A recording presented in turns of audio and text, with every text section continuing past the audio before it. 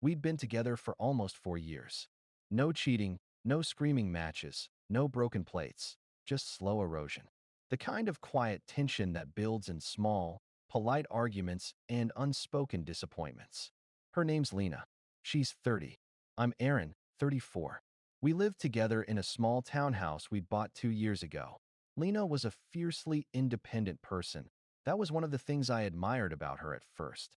Ambitious, organized, the kind of woman who had a color-coded calendar and a quote about manifesting your own destiny on the fridge. But independence has shades. At some point, hers started looking more like detachment. Like she wanted the benefits of partnership without any of the compromises that come with it. It started small. A dinner canceled here. A girls' night that turned into a weekend away. Little white lies that didn't make sense. Things that weren't worth lying about, but she'd lie anyway. You tell yourself it's fine. You don't want to be that guy, the controlling one. So you say it's okay when it's not, hoping she'll notice your patience and appreciate it. But people don't notice calm. They notice when it's gone. That Friday, we'd planned a weekend getaway. Just the two of us, something we hadn't done in months. I'd booked a small cabin by the lake. Even made reservations at this little restaurant nearby she'd been talking about since spring. Around noon, she texted me. Lena, hey, don't be mad, but the girls planned a last-minute trip. Vegas. I have to go. It's been so long since we did something spontaneous. You understand, right? Two hearts. I stared at the screen for a good minute. Vegas. The girls. Last minute. I could have asked questions. I could have demanded answers. But something inside me, that calm, quiet part that had been shrinking for months, suddenly stopped trying. So I just typed, me sure. Have fun.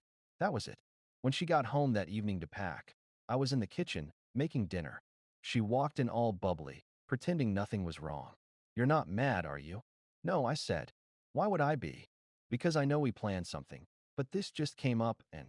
Lena, I interrupted gently. You don't have to justify it. You're an adult. You make your own choices. That's when she frowned. Okay, but you sound passive-aggressive. No, I said. Just agreeing with you. You're acting like I did something wrong. You didn't, I said, looking her in the eye. You just did something that told me where I stand. Her tone sharpened. God, you're so dramatic sometimes. I just want to have fun. You don't control what I do with my life. I smiled, calm, almost too calm. You're absolutely right. Then I turned back to finish my dinner. That was the entire fight. No shouting, no name-calling, just clarity disguised as conversation. She left the next morning, kissed me on the cheek like it was nothing, and said, don't wait up, okay? We might stay an extra night. I said, take all the time you need. And I meant it. That weekend, I didn't drink, didn't pace, didn't check her location. I cleaned, systematically, like a man closing a chapter, not burning one. Every shared photo frame, down. Every personal item that was only hers, packed. All her clothes, shoes, makeup, neatly folded into boxes. No drama, no revenge, just separation. For years of life, divided by logic, not rage. I didn't throw anything out, didn't damage a single thing, just removed myself from the shared narrative. Then I called a moving service. Had my essentials transferred to a short-term rental I'd already been looking at for months, just in case. By Sunday night, the house looked like a memory. Familiar, but no longer mine. She came back Monday morning, sunburned and smiling. Suitcase rolling behind her, sunglasses on top of her head, humming some pop song. When she stepped inside and saw the half-empty house, she froze. Then her eyes scanned the room. The missing furniture, the empty walls, the faint smell of cleaning supplies. Her body stiffened. She dropped her purse. Then she sat down on the couch, the only thing left in the living room, and started shaking. Not crying, not yelling, just shaking. Because silence, when it comes from someone who used to argue, isn't peace. It's proof that you've already left. She sat there on the couch, frozen. Her suitcase still standing upright by the door, like even it didn't know where it belonged now. Aaron, she said finally, her voice small. What is this? You said you wanted freedom, I replied quietly. So I gave it to you. Don't be like that, she said, half laughing, like she was waiting for the punchline. Where's all our stuff? Yours is packed in the guest room, I said. Mine isn't here anymore. She blinked, like the words didn't compute. You moved out. Yeah. Without even talking to me. You canceled the weekend we were supposed to talk, I said. So I figured I'd use the time efficiently. She stood up abruptly, knocking her purse over. Lipstick, keys, and a phone charger scattered across the floor. You can't just. I can't, I said. And I did. She was shaking now, hands trembling, voice caught between disbelief and guilt. I thought we were just having a fight. People fight, Aaron. No, Lena, I said, steady. People fight for something. You fought to get away from me. She started pacing. Okay, so what, you just left? Like I'm some stranger? No, I said. Like you're someone who made a choice. And I respected it. She stopped pacing. Where are you staying? Doesn't matter. Did you tell anyone? No. It's not gossip. It's closure. Oh my God, Aaron, are you serious? You're acting like I cheated or something. You didn't cheat, I said. You just stopped showing up. Her eyes welled up, and she whispered, I didn't think you'd actually leave. I know, I said. That's why I had to.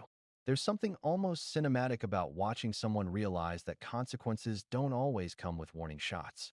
She'd gotten used to my patience, mistook calm for weakness, boundaries for permission. She kept talking, words spilling out too fast to be coherent. I was just overwhelmed. I needed a break. You always made everything so serious. I made everything real, I said. You just preferred when it felt optional. She walked to the guest room and saw the boxes, labeled clearly, neatly stacked. Her name written in marker on each one. When she came back, her voice was quieter. You even packed my books. I know you'd forget the small ones, I said. Didn't want you to lose anything important. You're so damn calm, she snapped suddenly. How are you not angry right now? Because I was angry a long time ago, I said. Now I'm just finished. She sat back down on the couch, staring at the floor. So that's it, she said softly. For years gone. Not gone, I said. Just concluded. You make it sound like a business deal. Because you stopped treating it like a relationship. Her phone started ringing. One of her friends, probably checking if she made it home. She stared at the screen, then turned it face down. What am I supposed to tell people? The truth, I said. You wanted space. You got it. For a long time, she didn't speak. Just sat there in that half-empty house that suddenly didn't echo my voice anymore. The place still smelled like her perfume, but it didn't feel like home. Not to me, anyway. Finally, she said, you really thought this through, didn't you? Yeah, I said. The same way you thought through that trip. She closed her eyes. I didn't think you'd actually let me go. That's the thing about people who always have a plan B, I said quietly. They never expect to be someone else's. I left not long after. Didn't slam the door. Didn't look back. When I got to my car, she was still sitting there, frozen in the same spot. Through the window, I could see her take her phone, open her photos, and stare at a picture of us. One from that lake trip we never got to repeat. I didn't feel satisfaction, just a strange calm. The kind that comes when you realize you've outgrown a version of yourself that would have begged to stay. That night, I got a text from her. Lena, I get it now. I really do. I thought you were trying to control me, but you were just asking for commitment. I don't know if I can forgive myself for how I treated you. I read it once, then typed back. Me. You don't have to forgive yourself for losing me. Just learn from it so you don't lose the next person the same way. Then I muted the conversation. Didn't block her. Just muted, like a memory that didn't deserve erasure. Only silence. Update 1.it had been 3 months since the day I left the townhouse. 3 months of silence, quiet mornings, and a kind of stillness that I hadn't realized I'd been missing. Lena and I hadn't spoken since that last text. I'd muted her number, deleted the photos, moved into a new apartment near the marina. Work was steady, gym routine consistent, life simple, predictable in the best possible way. I didn't check her social media, didn't ask mutual friends about her. It wasn't discipline. It was just done. Then one Saturday afternoon, there was a knock on my door. When I opened it, she was standing there. She looked different, paler, thinner, hair tied back in a loose bun, dark circles under her eyes. She was holding a box. Hey, she said quietly. Can we talk? I hesitated, not because I was angry, but because the version of me that would have said yes without thinking no longer lived here. What's in the box? Some of your stuff.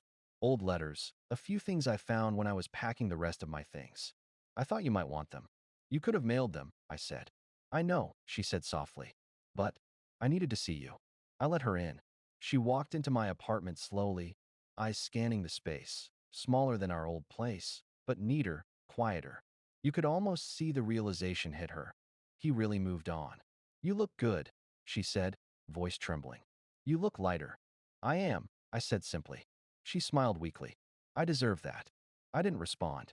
She sat on the edge of the couch and set the box down. Then, after a long silence, she said, "It wasn't just a girl's trip." I didn't say anything. Didn't need to. She kept talking. There was a guy there. A friend of one of the girls. I'd met him before at a party. It was supposed to be harmless. Just fun. But things got blurry. You don't owe me details, I said. No, she said. But I owe you honesty. She took a breath. Nothing really happened. Not at first. But I wanted it to. That's the part that wrecks me. That I wanted to know if I could do better. And then I realized, the moment I lost you, that I already had the best thing I'd ever get. There it was, the confession she'd probably rehearsed 100 times. And yet, hearing it didn't make me feel vindicated. Just tired. You didn't need to tell me, I said quietly. Life already told me everything when you chose that trip. She nodded, eyes filling. I thought I was being independent. I thought freedom meant doing whatever I wanted. I didn't realize freedom without loyalty just feels like floating with no anchor. That's a lesson, I said. An expensive one. She wiped her face. You're really done, aren't you? I was done the second you made me feel like a stranger in my own plans. She sat there for a long time after that, just breathing. Then she said, I tried dating after you. It all felt like noise. Nobody talked to me the way you did. Calm. Direct. Like you actually listened. I smiled slightly. That calm wasn't kindness. It was exhaustion. That one hit. She didn't argue. Didn't plead. Just nodded slowly. Like she finally understood. Before leaving, she placed the box on the coffee table. I'm sorry, she said. Not because I lost you. Because I didn't realize I had you until I didn't. I hope you mean that, I said. I do, she said softly. And I hope you know you were right that day. About what? That I fought to get away. Not to keep anything. When she left, the air felt heavy. Not painful, just final. I didn't open the box right away. That night, I sat on the balcony, watching the city lights fade into fog, and realized that closure doesn't need to feel good. It just needs to feel finished. The next morning, I finally opened the box. Inside were a few old notes, a photo from our first trip, a keychain I'd thought I'd lost, and one folded letter. Her handwriting. I almost didn't read it, but curiosity got the better of me. Aaron, I know this letter is late and probably useless now, but I need to say it anyway. You didn't lose me. I lost you by confusing attention with control, freedom with distance, and love with convenience. If you ever wonder whether I learned anything, I did. I learned that quiet people aren't weak. They're just done explaining. L. I folded the letter, put it back in the box, and placed it in the closet. Not as a keepsake, as evidence that I was right to stay calm, because time had done the explaining for me.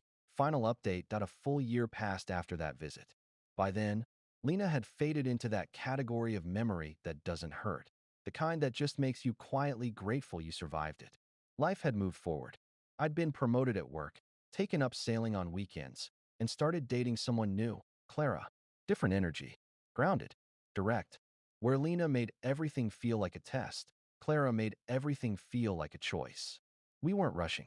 No declarations, no promises written in sand. Just two people learning to breathe next to each other without trying to own the air. One Tuesday afternoon, around 4:17 p.m., my phone buzzed with a number I didn't recognize. I let it ring out, assuming it was spam. Then it buzzed again, same number. And this time, a text followed. Lena, hey, it's me. Please don't hang up if I call again. It's not about us. I stared at the screen for a long second before answering. When I picked up, her voice was smaller than I remembered. Hi. Hi, I said. You okay? Yeah. I mean, not really. I just didn't know who else to call. What's going on? She exhaled slowly. My mom passed away. A heart attack. 2 days ago.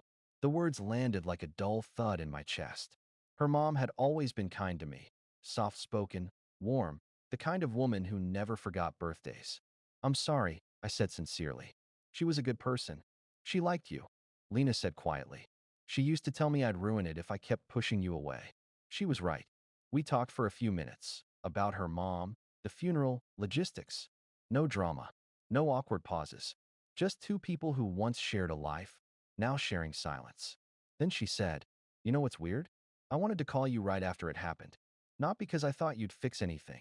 I just remembered how calm you were when things fell apart. I needed that kind of voice again. You'll find that in yourself eventually, I said. You just have to stop running from quiet moments. I'm trying, she whispered. It's not easy. No, it's not, I said. But peace never is. It just gets easier to choose. There was a long pause. Then she said, You're with someone, aren't you? I didn't answer right away. Then I said, Yeah, I am. Is she good to you? She's honest, I said. And present. That's all I need. Good, she said softly. I'm glad. Really. She let out a shaky breath. I hope someday I find what you found. You will, I said. When you stop looking for it in people who need fixing. Before hanging up, she said one last thing. Aaron, thank you for not hating me. I never hated you, I said. I just stopped loving what you kept doing to yourself. She didn't reply right away. Then, quietly, that's fair. We said goodbye. I sat there for a while after the call ended, watching the sunlight shift across the floor. Clara texted me a few minutes later. Clara, still up for dinner tonight? Or should I grab something on the way? Me. Yeah, dinner sounds good. Let's eat by the water. Clara, you okay? Me. Yeah, just thinking. Clara, about her? Me. About who I used to be. That night, as we sat by the marina, watching the last traces of sun dip below the horizon, I realized something. Closure isn't a single event. It's a habit, a quiet discipline you practice every time you choose peace over the urge to reopen a wound just to see if it still bleeds. I didn't need to block her, forgive her, or even remember her anymore. Because peace, I'd learned, isn't forgetting the storm.